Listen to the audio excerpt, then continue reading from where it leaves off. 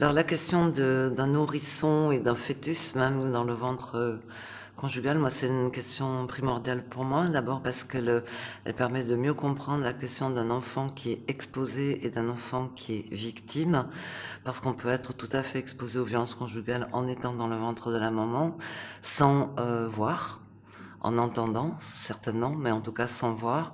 Et ce que l'on sait, c'est que c'est la période périnatale et prénatale qui est la plus importante dans le cas des enfants qui sont exposés aux violences conjugales, puisque c'est à cette période-là que la violence de l'agresseur se manifeste la plupart du temps.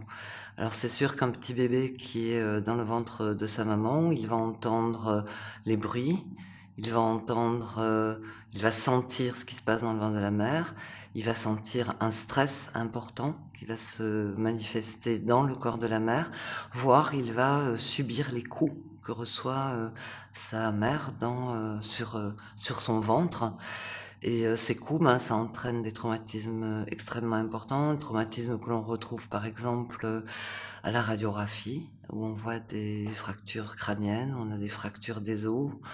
on a aussi des problématiques qui vont être dues au stress maternel avec des prématurités. On va avoir des fausses couches qui peuvent se manifester suite aux violences conjugales. Donc c'est sûr qu'un fœtus ou un bébé qui est dans le ventre de sa mère va immédiatement ressentir et être exposé directement et indirectement aux violences conjugales que la mère subit.